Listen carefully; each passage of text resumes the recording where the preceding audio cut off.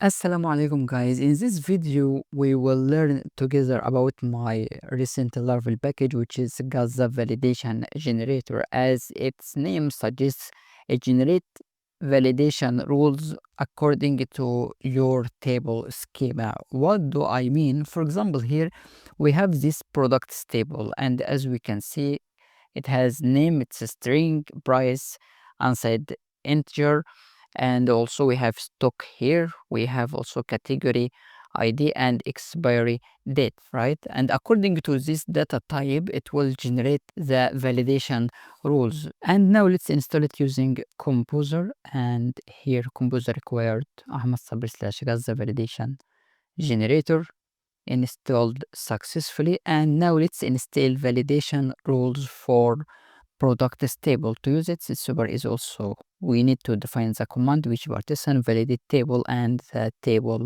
name, right? So I will take it, paste, and I want to generate validation rules for products table.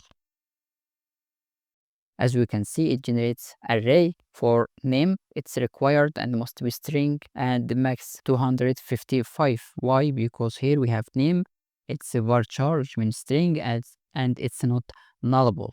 Same thing here for price. It's required and it's integer because it's not nullable, required, and its type is int unsigned. Same here for stock.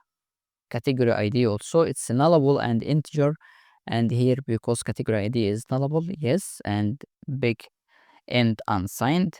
And same here for expiry date, and because it's null, it will be nullable. How does this package work? If we open here validate table command, which comes from the package here under vendor, by the way, we see that package requires the table name in the argument, and it detects the table columns from schema get columns method. So we will say, for example, here, if we open PHP Artisan Tinker and, for example, get the schema for users table, we can see name ID and type name big int. Here also column name is name, varchar, type is varchar also with length, and it's not nullable. Nullable is false. It has not default value, and so on. And after that, it checks the data type, right?